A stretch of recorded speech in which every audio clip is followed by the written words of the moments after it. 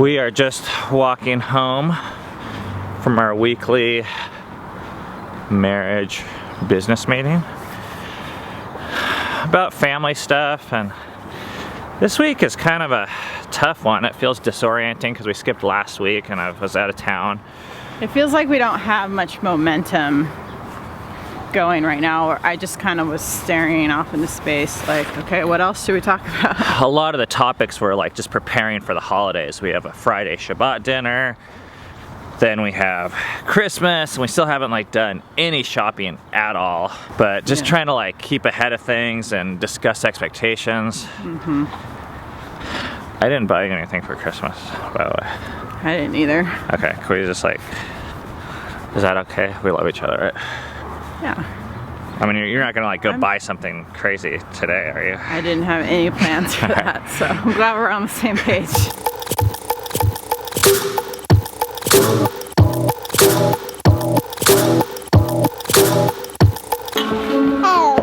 Careful. A little update about Christmas around here.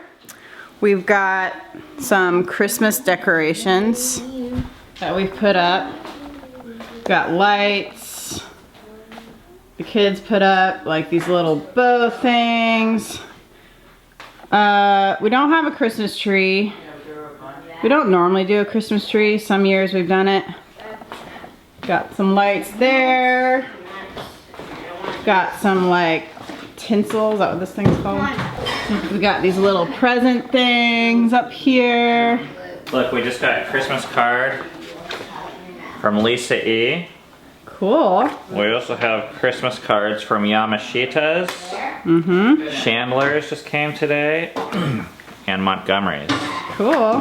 Thank you. Merry Christmas. They're going on fridge. I love Christmas lights. If I could have it my way, I'd have them up all year round, but then it wouldn't make it very special anymore. So we've got some dinner prep going on in here.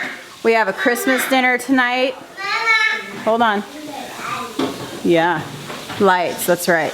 That we're doing tonight. We're inviting some people over. I like having people over, but I think it's more Ben's thing. Like, he actually gets energy from that. I don't, for the most part. But I'm like, try to be supportive of it. Yeah, so Ben has got this prime rib marinating, I guess you would say, in this like mustard sauce thing. I can't believe Christmas is in like 5 days.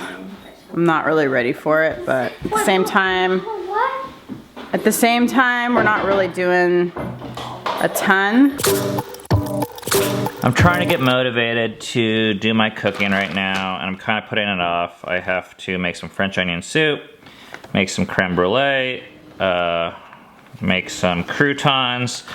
But I wanted to share this little story that just came up. You know, the weird thing about this vlog is a lot of times we have like something scheduled to talk about, and sometimes we don't. And today's theme is gonna be like Christmas and how the Crawfords are planning on celebrating and experiencing the busyness of the holiday season. And then this little thing happened today where it's like, man, this thing like is actually a really big deal to me, but I would never think to share on the vlog, but maybe it's a thing I should be sharing on the vlog. So this like Christmas dinner, it's kind of a big deal for us. Like, you know, we're putting a lot of time and money into it. I mean, this is like $100 piece of meat right here. And as you can tell, I'm like making creme brulee. Like, I don't make that every day. And I put a lot of thought and energy into it. It's like, I don't know, we've tried to do this Christmas dinner for about 15 years. And it's like one of these main ways that we show hospitality throughout for the entire year. It's like, this is probably the biggest dinner. And we've done different people throughout the years. Okay, blah, blah, blah. So it's a big deal. We've been like totally burned by like hosting events for quite a while, but we're starting to open ourselves up to the idea of hosting. So I was like, Cami, can we do this? And she said, yeah. So I was like, well, how about these Tuesday night guys? I asked the guys, hey, is this date work? And everyone said, yeah. Okay, so we have this RSVP list of 12 people. Yesterday I get an email from one of the couples, and I don't think they're like watching this. It said like, hey, we've had kind of a hard week, we're not gonna make it. And I was like, that sucks, you know, like first of all, they said they're gonna be here. Second of all, yeah, I'm having a hard week too, but I'm still, you know, not canceling the dinner. And third of all, like, we're actually gonna miss the people. And then, like, there's this fourth thing, and this is the thing that I started to realize. I'm like, you know, we could just like swallow it and take it and be like, well, life happens, you know. But I started to realize that my heart was starting to change towards these people to a point where, like, if I feel like they're just gonna bail on me in the future when they have a hard time, or if that's how I'm like seeing how they prioritize us, I'm gonna be less likely to invite them in the future. That's like just the fact of the matter. And I think we make these split-second decisions all the time, and a lot of times we're unaware of it, but people hurt us and we're like, oh, no big deal. But really we make this decision in our heart that's like, okay, well, I'm not gonna invite you again, or, you know, I'm not gonna come back to your restaurant, or whatever the thing is. So for me, it's like acknowledging, okay, first of all, it actually is a big deal. Like, that bummed me out. You know, I can move on, but things aren't gonna be the same, but it doesn't need to be this way. So Cammie and I were talking this morning, and I decided, you know what, I'm gonna make a phone call, and I'm gonna call this couple up and just like let them know where I'm at and tell them that I totally respect their decision. You know, I get it. If it's a catastrophic week or one of those things, like, you know, I don't wanna be like a dick and be like, well, you said you would, so you have to. And I let them know, like, hey, like, if childcare is a problem, we can like help figure some things out. You can even bring a kid, all that kind of stuff. And the guy that I talked to, he was like really appreciative that I made that phone call and just said, hey, you know, I'm not trying to change you, but I want to let you know how this impacts me and how this could change our relationship in the future, because I don't want to change our relationship in the future for the worse. I actually want it.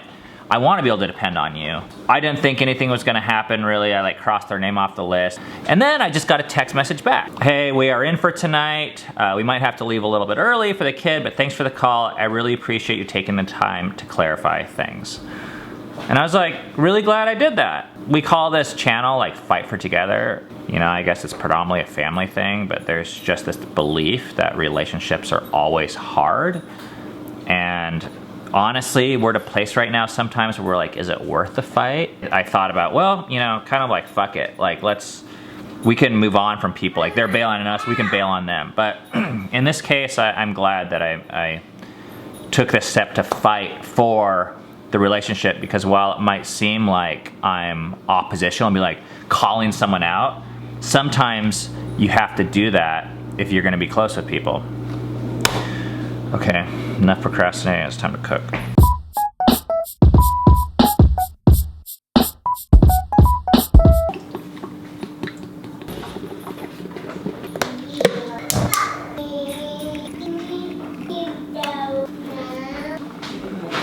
Vanilla beans.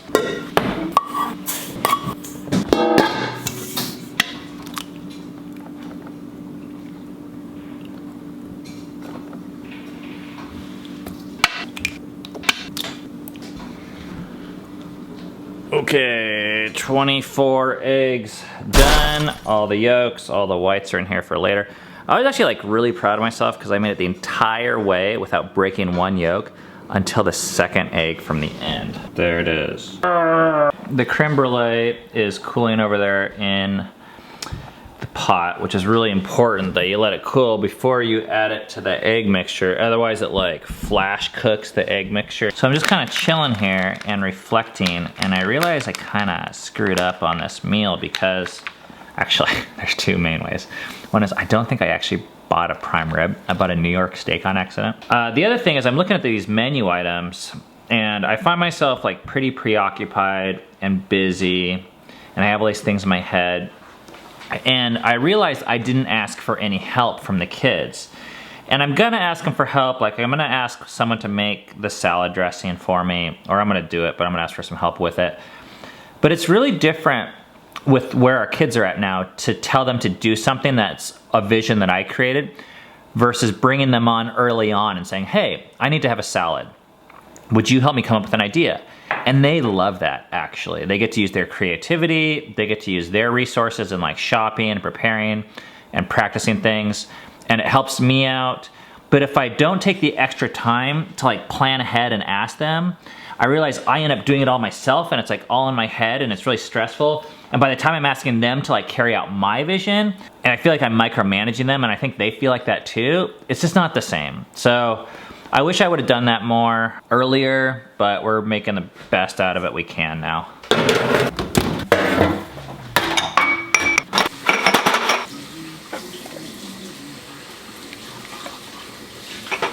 Sometimes I need to have sex because I feel stressed out, and it helps chill me out. The last couple days for Ben and I, it's been that way. Don't really like to talk about this because it feels weird because people don't talk about it.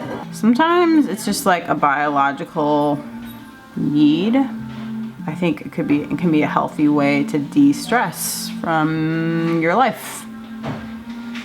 And we get an added bonus of Ben and I being able to connect with each other while we're doing that. I could either eat a cupcake or I could have sex. Sometimes I choose the cupcake.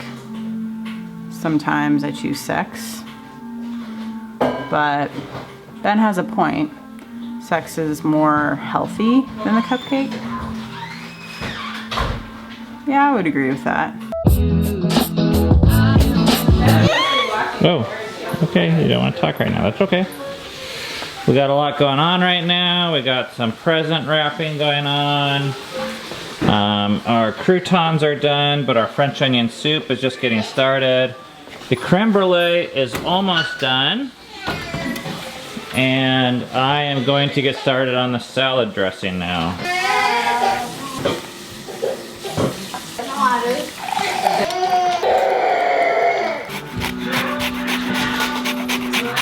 Alright, this is gonna be really cool here.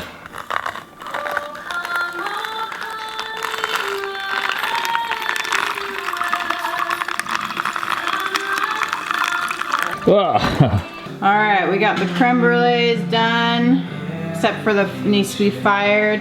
Then we've got French onion soup going on here. This is dressing for the salad, and pomegranates, and nuts, and cheese for the soup.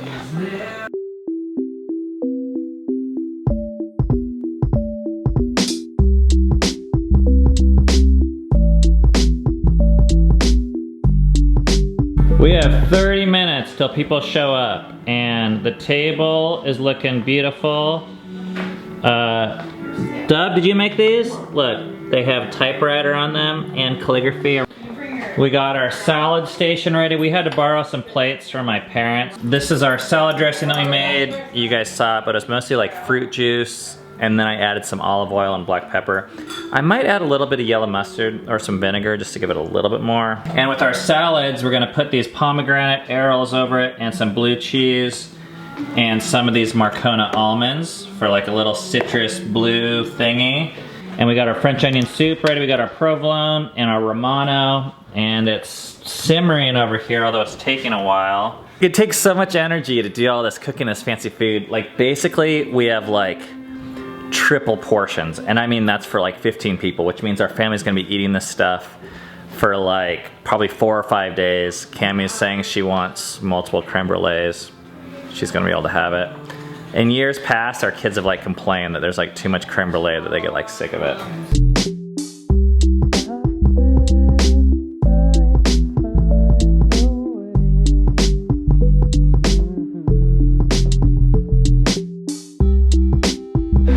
Hey, out of here. Beat it. Go. Off. Go. Peace out. Oh, wait, no. Hey. Go. Go. Ah. Get off. Okay, the alarm just went off in the oven, which means that the prime rib is ready to go. Okay, I know people are gonna ask. The simplest way that I learned how to cook a prime rib is you cook it for 500 degrees, 5 minutes per pound. So this was about 13 pounds, so I did it for 70 65 minutes. And then, this is the trick. You turn the oven off, but you leave the oven closed for 1 hour. That's it, and it's like perfect medium rare every time. People are showing up though, so I have to go. This is what Eric and Julia brought us for Christmas from Mexico. Some of you guys might remember the unicorn. Evidently it was smuggled in a suitcase and came back to its rightful home. You stand right here and open your Christmas present and turn around. That is really weird. It's like a blanket, but it has a picture on it. Oh my gosh. Oh my God.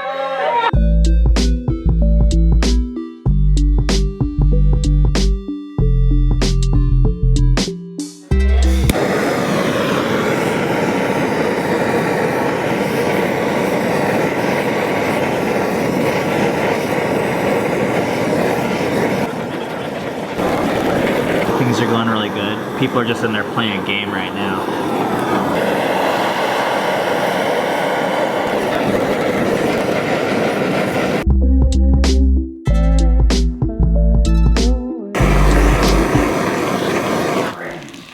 The mommy thing. I gave 4 crackers and peanut butter. He chowed down. And he, All right, now it's time for the after party. Here, Creme, the memory. This eat tomorrow. Late May.